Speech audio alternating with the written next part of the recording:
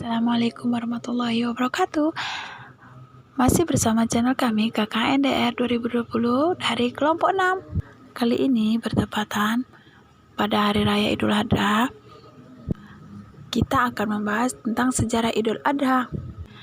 Di sejarah Idul Adha terdapat kisah Nabi Ibrahim yang ingin menyembelih anaknya Ismail atas perintah Allah. Nabi Ibrahim belum juga memiliki keturunan setelah bertahun-tahun menikah dengan Siti Sarah. Sarah kemudian mempersilahkan suaminya untuk menikah dengan Siti Hajar yang merupakan pembantu di keluarga Ibrahim. Dari pernikahannya dengan Hajar, Nabi Ibrahim dikaruniai seorang putra yang kemudian diberi nama Ismail. Ismail menikmati masa kanak-kanaknya dan sangat disayangi oleh ayahnya. Namun, pada suatu ketika, tepatnya pada malam 8 Zulhijjah, Nabi Ibrahim mendapat mimpi, yaitu didatangi seseorang yang membawa pesan dari Tuhan yang berisi perintah untuk menyembelih anaknya.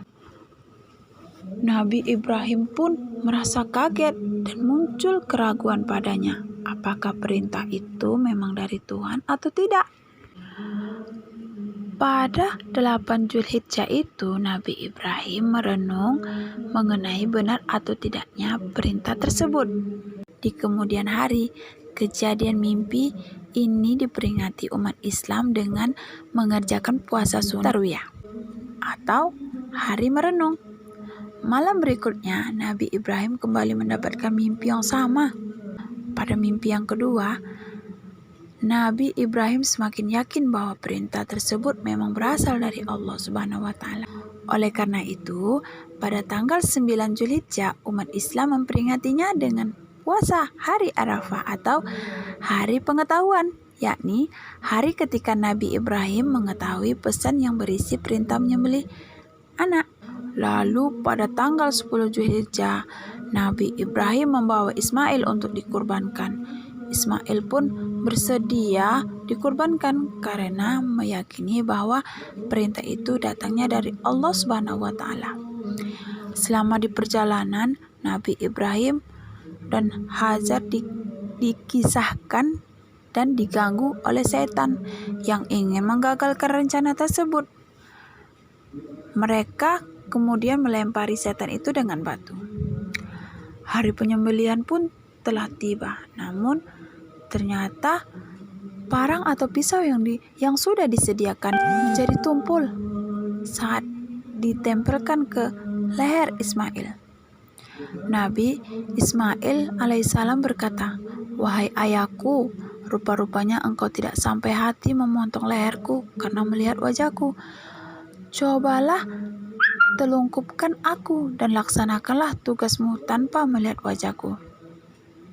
Nabi Ibrahim pun menuruti perkataan putranya tersebut. Nah, hal itu tidaklah berguna. Parang itu tetap tumpul dan tak mampu sedikit pun menyakiti Nabi Ismail.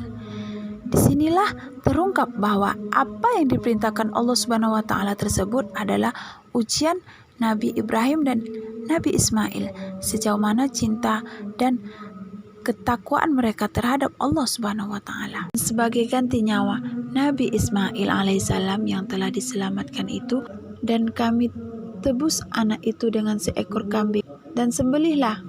Dan pada saat itu pun turun wahyu Allah Subhanahu wa Ta'ala, "Hai Ibrahim, sesungguhnya kamu telah membenarkan mimpi itu. Sesungguhnya demikianlah kami memberi balasan kepada orang-orang yang berbuat baik.